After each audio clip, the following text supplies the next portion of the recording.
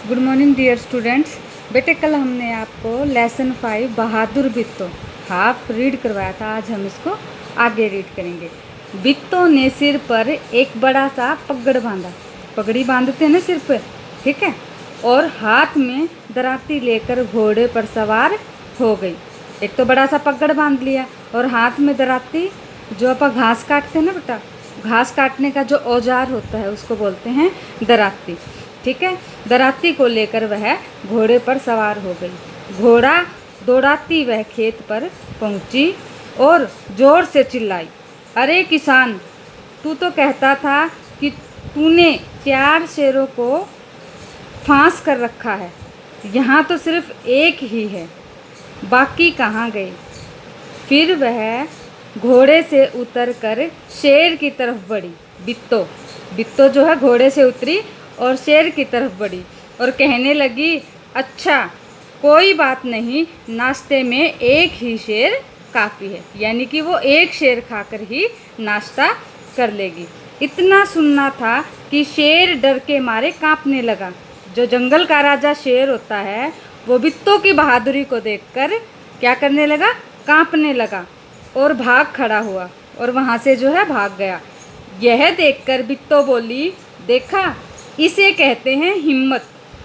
तुम तो इतने डरपोक हो कि घर की गाय शेर के हवाले कर रहे थे। शेर जो है गाय को खाना चाहता था ना बेटा, तो वह डर के मारे, किसके, शेर के डर के मारे गाय को शेर के हवाले कर रहा था। इधर मारे भूख के शेर की आंतें छटपटा रही थी।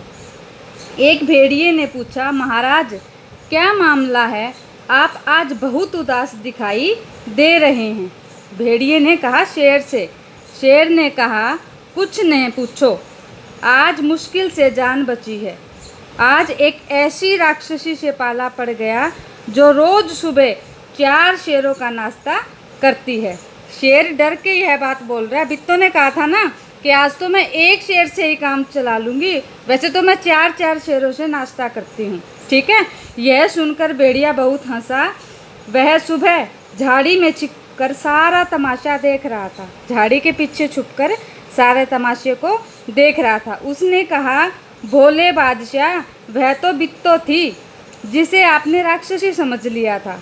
आप इस बार फिर कोशिश करके देखिए, अगर बैल आपके हाथ न आए तो मेरा नाम भेड़िया नहीं। बहुत कहने सुनने पर शेर किसान के खेत में जाने के लिए तैयार हो गया। भेड़िए ने ना शेर को बित्तो के खिलाफ भड़काया कि आप जाओ और आपको जो है बैल ज़रूर मिलेगा, लेकिन उसने भेड़िए से कहा, तुम अपनी पूँछ मेरी पूँछ से बांध लो। दोनों जने पूँछ बांधकर चल पड़े। उन्हें देखते ही किसान के होश हवास गुम हो गए थे। ये देखो, ये है हमारी बहादुर बित्तो, और ये देखो भेड़िए और शेर ने अपनी पूँछें बांध रखी हैं। वह डर से थर थर काँपने लगा, लेकिन बित्तो बिल्कुल नहीं घबराई।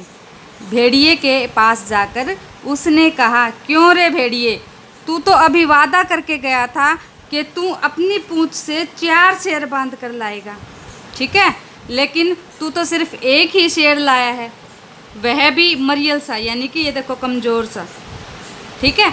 भला इसे खाकर मेरी भूख मिट सकती है, खैर इस वक्त यही सही। इतना कहकर बित्तो आगे बढ़ी। शेर के होश हवास उड़ गए। उसने समझा कि भेड़िए ने उसके साथ धोखा किया है। वह फौरन वहाँ से भागा।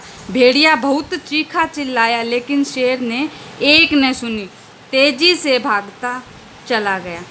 किसान और बित्तो आराम से रहने लगे। उन्हें मालूम था कि अब शेर उनके खेत की तरफ फिर कभी नहीं आएगा।